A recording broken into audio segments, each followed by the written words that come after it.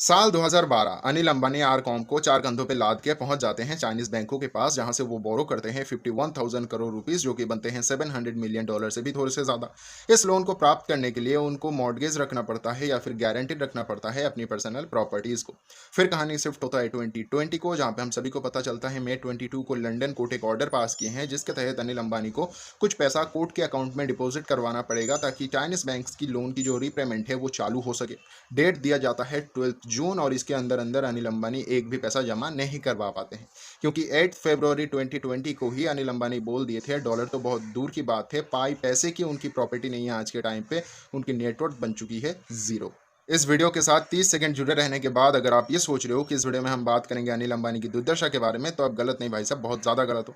क्योंकि इस वीडियो में हम देखेंगे कैसे चाइना का जो बेल्ट एंड रोड इनिशिएटिव है, जो कि एक डेथ ट्रैप है, वो कैसे चाइना के ऊपर ही बैकफायर कर रहा है।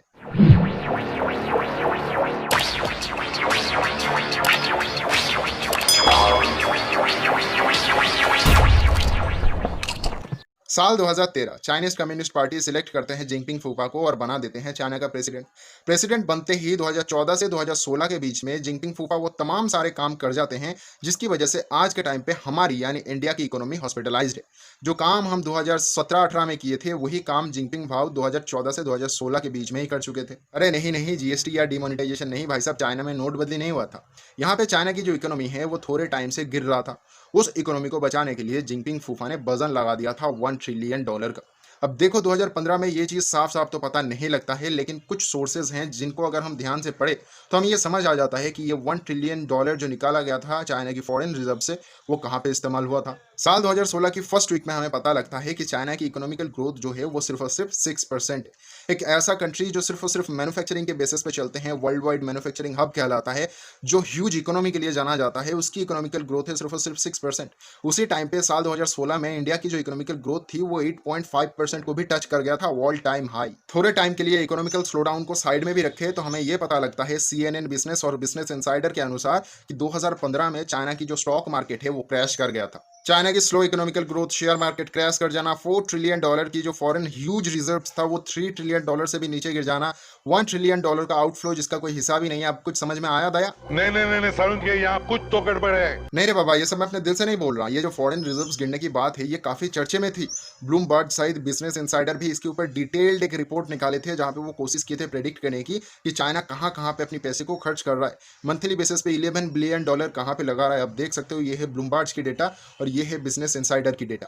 तो ससुरा ये जो भी हुआ है, economical crashes, share market crashes, foreign reserves गिर जाना, इसकी वजह से चाइना को कुछ नुकसान पहुंचा या फिर नहीं?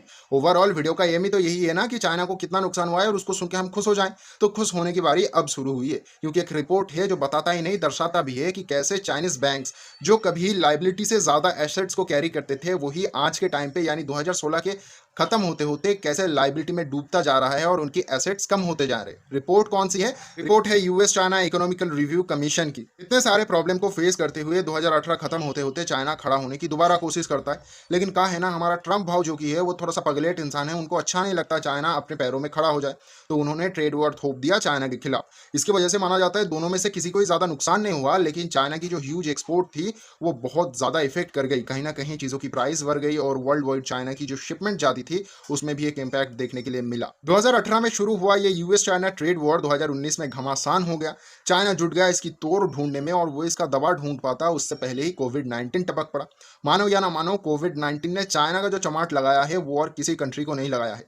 चाइना की जो ह्यूज एक्सपोर्ट था वो तो पहले से ही गिर रहा था, इकोनॉमी लड़खड़ा रहा था, और इसने तो एकदम स्टक सा कर दिया है चाइनीज इकोनॉमी को, जहाँ पे एक्सपोर्ट ना सिर्फ गिरा ही है बल्कि उसकी अर्थव्यवस्था भी बहुत ज्यादा गिर गया है। कहाँ वो ह्यूज इकोनॉमी आज 4.5% की ग्रोथ पे आके रुक गई है। माना जाता है वो भी डेटा फजिंग की मदद से ये लोग दिखा रहे हैं, क्योंकि इस टाइम पे इतना बड़ा ग्रोथ अचीव कर पाना कोई मामूली बात है नहीं। इन तमाम झमेलों को सहने के बाद भी चाइना के लिए एक भरोसा बना हुआ था कि बेल्ट एंड रोड इनिशिएटिव के तहत उन्होंने दुनिया भर की बहुत सारी जगहों में इन्वेस्टमेंट किया है, जहां से वो पैसे को दोबारा पंप कर सकते हैं। लेकिन चाइना ने जब वैक्यूम के लिए पंप को स्टार्ट किया तो उनको पता चला ये बेल्ट एंड रोड इनिशिएटिव जहां जहां से गुजरा है, जिस जिस देश को भी इन्होंने इस डेथ ट्रैप के नीचे कुचला है, वो सारी की सारी कंट्री तो कटोरे खान के जैसा ही है। श्रीलंका में जो इन्होंने पोर्ट बनाया था वो आज के टाइम पे किसी काम नहीं आ रहा है मिलिट्री बेस के अलावा। पाकिस्तान पे जितने भी पैसे लगाए वो तो नेता लोग ही खा गए पाकिस्तान के, और बचा कुचा जो बना है वो एक्सपोर्ट करने के लिए रेडी ही नहीं है, क्योंकि इंडिया इसमें इन्वॉल्व ही नहीं है। अफ्रीकन कंट्री जहाँ पे बड़े बड़े पाइपलाइंस बिछाए थे, ये भूल ही गए थे कि बेचारा जो अफ्रीकन है वही जो रिसोर्स कर्ज में दबे हुए हैं, उनको आप क्या कर्ज में दबाओगे। वो लोग भी इस पाइपलाइन से अब छुटकारा पाना चाहते हैं, बाय बाय कहना चाहते हैं चाइना को।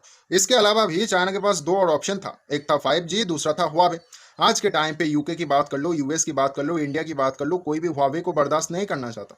अगर आप हुआवे की फ़ोन समझ रहे हो तो थोड़ा बहुत कहीं ना कहीं गलती कर रहे हैं। हुआवे की जो हेवी इक्विपमेंट है, जो नेटवर्क सिस्टम है, उसको तोड़ना चाहता था, और जियो ने यहाँ पे अपना 5G टेक्नोलॉजी डेवलप कर लिया, जो कि अब एक्सपोर्ट भी करेगा अलग अलग देशों में। वहीं पे यूके अमेरिका जो स्पाई वाला खतरा है चाइना का, उसको अवॉइड नहीं करना चाहता, और इसी वजह से वो बैन कर दिए हैं हुआवे को। एआरएम जो कि है आर्किटेक्चर नहीं दे रहा हुआवे को, गूगल जो कि है हुआवे को ओएस प्रोवाइड नहीं कर रहा है, सपोर्ट प्रोवाइड नहीं कर रहा। सीधी बात बताऊं तो हुआवे लूला लंगड़ा बन चुका है। 5G का जो जाल बिछाने वाले थे ये लोग, बहुत ह्यूज मार्केट में पैसा खींचने वाले थे, वो भी सिंक हो गया है, एकदम छोटा सा हो गया है। ये एक संख्या है जो आप देख के समझ सकते हो 5G का जो मार्केट है आने वाले 20 सालों में कितना बड़ा हो सकता है। कई कई लोग मानते हैं वर्ल्ड इकोनॉमी का 2% रोल निभाएगा 5G। इस मामले में भी चाइना पीछे रह गया। ओवरऑल बात करूँ तो पैसा देके या फिर कर्ज देके दबाने की जो कोशिश कर रहा था चाइना, वो फेल हो गया। उल्टा उन्होंने जितने भी इन्वेस्टमेंट किए थे वर्ल्ड वाइड, जहां से पैसा खींचने की वो प्रोग्राम बना रहे थे, वो भी फेल हो गया। Belt and road initiative complete नहीं हो पा रहा है, और जहां जहां से गुजरा है वहीं वहीं पे हेवी करप्शन की वजह से ये जो प्रोजेक्ट है ये भी डिले होता जा रहा है। आज के समय पे चाइना को हर जगह से फेलियर ही मिल रहा है। हर जगह से चाइना जहां से भी कोशिश कर रहा है, अपनी पूरी ताकत लगा रहा है अपनी इकोनॉमी को संभालने की, वहीं से चाइना दोबारा गिर रहा है।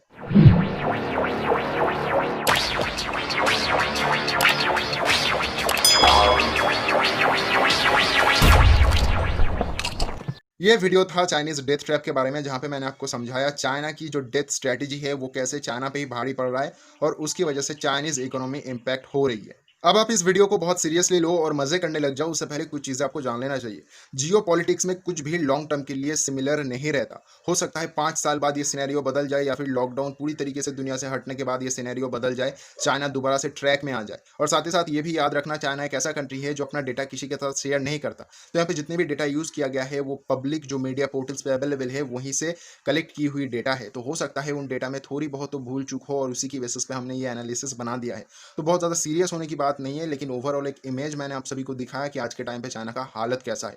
वीडियो में आप सभी को एक ऑब्जेक्शन हो सकता है कि डेटा काफ़ी पुराना है, 2016 का है, 17 का है, 18 का है, 2020 का डेटा बहुत कम है। ऐसा क्यों है? क्योंकि करंट डेटा प्राप्त करना चाइना से एक ऐसी बात है जैसे कि आप मगरमच्छ के मुंह से कोई निवाला छीन रहे हो। तो उम्मीद करता हूँ वीडियो आपको पसंद आया होगा। ऐसे में एक लाइक ज़रूर कीजिए और दोस्तों के साथ शेयर कीजिए। चाइना की बर्बादी में अगर आप अपनी ज़िंदगी का मतलब ढूंढ रहे हो तो ये वीडियो आपके लिए ही था। दूसरे की बर्बादी में नहीं, हमें अपनी कामयाबी में देखना चाहिए, अपनी खुशी को ढूंढना चाहिए। तो इस वीडियो को इसी मोटिव के साथ शेयर करो, और सपोर्ट करना चाहते हो मुझे तो प्लीज़ इस चैनल को सब्सक्राइब करो। रेगुलर अपडेट के लिए नोटिफिकेशन बिल को प्रेस करना मत भूलना। मैं मिलूंगा दोबारा, तब तक के लिए अलविदा।